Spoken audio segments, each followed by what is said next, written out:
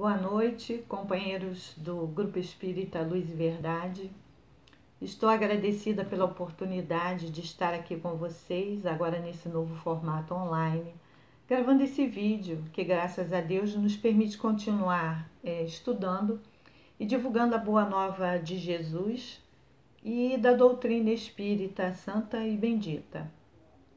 Então, nós vamos refletir sobre esse capítulo 21. Haverá falsos cristos e falsos profetas. E Kardec abre esse capítulo 21 com 4 passagens do Evangelho em que Jesus nos adverte quanto ao cuidado que se deve ter e como identificar os falsos profetas que se apresentariam em seu nome ou se fazendo passar por ele. E o intitula, nada é por acaso, né? Conhece-se a árvore pelo fruto. E eu selecionei as 2 primeiras passagens, que é no item 1, São Lucas, capítulo 6, versículo 43 a 45, que diz assim: a árvore que produz maus frutos não é boa, e a árvore que produz bons frutos não é má, porquanto cada árvore se conhece pelo seu próprio fruto.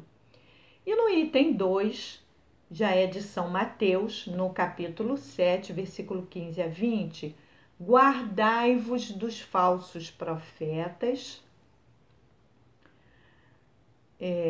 que vêm ter convosco, cobertos de peles de ovelha e que por dentro são lobos rapaces. Conhecê-los-eis pelos seus frutos. Então, nós já vamos vendo aqui que Kardec vai sinalizando para a gente que a gente tem como identificar esses falsos profetas.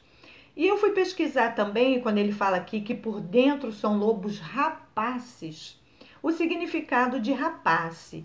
Então, é um adjetivo que significa que rouba, rapinante, que persegue a presa afincadamente. E aí ele faz uma comparação, ele traz para o sentido do abutre, né? Que é uma ave de rapina, por isso rapace, né? Ávido de lucro, usurário, o mesmo que rapaz. E como sinônimo de rapaz, ele põe ratoneiro, gatuno, larápio, vigarista.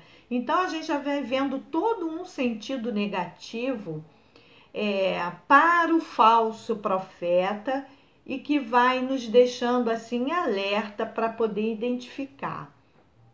E vamos ver que profeta é esse, né? O que é profeta, né? Qual o caráter do profeta? No Livro dos Espíritos, na terceira parte das leis morais, conhecimento da lei natural, a questão 624, Kardec pergunta aos espíritos: qual o caráter do verdadeiro profeta? E os espíritos responderam: o verdadeiro profeta é um homem de bem, inspirado por Deus. Podeis reconhecê-lo pelas suas palavras e pelos seus atos. Impossível é que Deus se sirva da boca do mentiroso para ensinar a verdade. Então, olha aí, né? Como Kardec e os espíritos vão nos dando embasamento para que a gente se proteja contra os falsos profetas. E no Evangelho segundo o Espiritismo, né? No item 4, Kardec traz para a gente a missão do profeta. E aí diz assim, atribui-se comumente aos profetas o dom de adivinhar o futuro, de sorte que as palavras profecia e predição se tornaram sinônimas. No sentido evangélico, o vocábulo profeta tem mais extensa significação. Diz-se de todo enviado de Deus com a missão de instruir os homens e de lhes revelar as coisas ocultas e os mistérios da vida espiritual. Pode, pois, um homem ser profeta sem fazer predições? Podemos concluir, então, que estamos falando de mediunidade. O profeta é um médium. Kardec reúne nesse capítulo conhecimentos que nos levam a refletir sobre o cuidado que devemos ter diante de alguém que nos traz uma ideia, uma mensagem, seja ele encarnado ou desencarnado, e também refletir que, enquanto médiuns, devemos nos preocupar em cuidar da nossa conduta para que sejamos bons instrumentos, bons intérpretes das mensagens dos espíritos. Então, gente, se o profeta é aquele que vai trazer mensagens para instruir os homens, então, como a gente já falou aqui, né, nós estamos falando de médiuns. Então, desde o tempo que o homem, né, está sobre a face da Terra, nós vimos essa missão de prever o futuro. Começou, né, de uma maneira equivocada, com coisas fúteis. A própria doutrina, né, a gente sabe que surgiu lá em Heidesville com os fenômenos das batidas, e depois aquilo virou uma grande brincadeira, as pessoas iam lá para saber coisas fúteis. E aí, quando o nosso insigne codificador aceita o convite para ir assistir aquelas reuniões, e aí ele começa a trazer para todo um caráter sério, fazendo perguntas que vão de fato instruir os homens, e começa a ver também, ele começa a separar o joio do trigo, vamos dizer assim, né? Os médiuns sérios, as reuniões sérias, ele vai trazendo todo para um caráter mais de acordo com a verdadeira missão dos profetas, né, de instruir o homem, de usar essa comunicabilidade do mundo invisível com o mundo visível de uma maneira digna e da maneira de fato para a qual ela foi permitida por Deus, para que nós avançássemos, para que nós evoluíssemos. Então nós vimos, né, que a ideia de profeta, que o profeta é um médium, e Kardec vai reunir, né, nesses capítulos os conhecimentos que nos levam a refletir sobre o cuidado que devemos ter diante de alguém que nos traz uma ideia, repetindo aqui, né, uma mensagem, seja ele encarnado ou desencarnado. E aí a gente vai dar uma pinceladazinha no capítulo que é o nosso capítulo-chave para o estudo hoje, que é os caracteres do verdadeiro profeta, que é o item 9.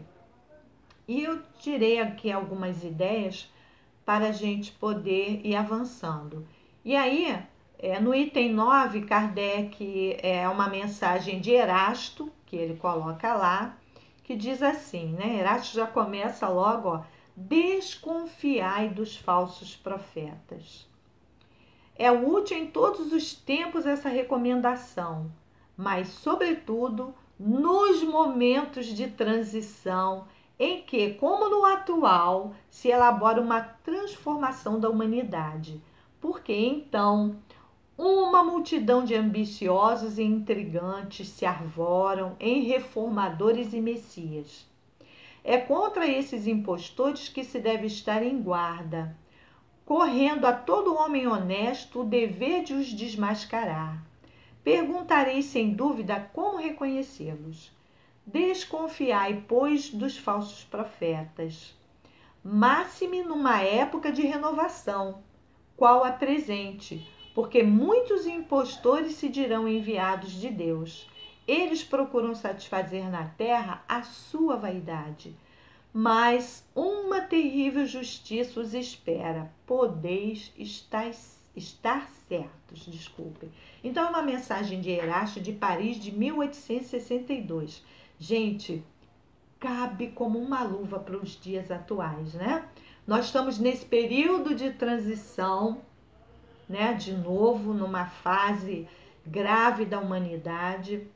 E, gente, como a gente está vendo aí, apareceu um monte de mensagem que não dizem nada e que muito mais confundem a cabeça e faz a manutenção, na verdade, né, da vida fútil, dos interesses egoísticos, do orgulho e da vaidade, mas que na verdade não trazem nada que que possam acrescentar de bom, e a gente precisa ter esse cuidado. Infelizmente, nós vamos ver aqui uma outra passagem que vai mostrar bem isso. E a gente, infelizmente, vê muitos irmãos nossos da doutrina que repassam mensagens sem procurar saber na idoneidade, tanto do encarnado quanto do desencarnado que está trazendo a mensagem. E aí, lá no segundo parágrafo do item 6 desse capítulo 21, que Kardec intitulou Não creais em todos os espíritos, nós vamos ler um trechinho aqui, ó.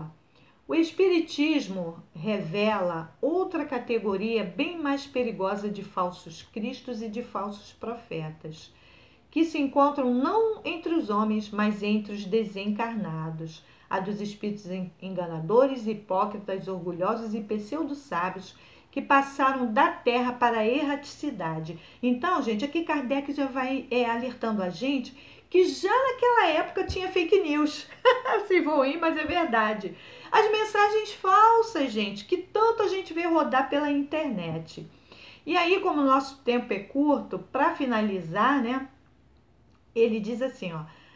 Porquanto muitos falsos profetas se têm levantado no mundo, o Espiritismo nos faculta os meios de experimentá-los, apontando os caracteres pelos quais se reconhecem os bons espíritos, caracteres sempre morais e nunca materiais. E aí ele dá como referência para a gente, no livro dos Médiuns, o capítulo 24, que vai falar da identidade dos espíritos, do modo de se distinguirem os bons dos maus espíritos. Então, meus amados, o meu tempo está estourado, mas eu deixo para vocês o item 262, né?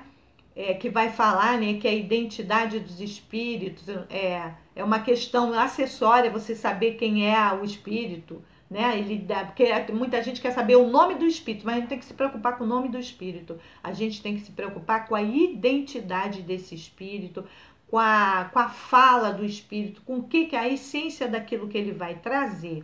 E para finalizar, um conselho que São Luís nos deu, e eu finalizo com ele. Ó. Qualquer que seja a confiança legítima que vos inspire os espíritos que presidem os vossos trabalhos, uma recomendação a que nunca será demais repetir e que deveríeis ter presente sempre no pensamento, quando vos entregais aos vossos estudos.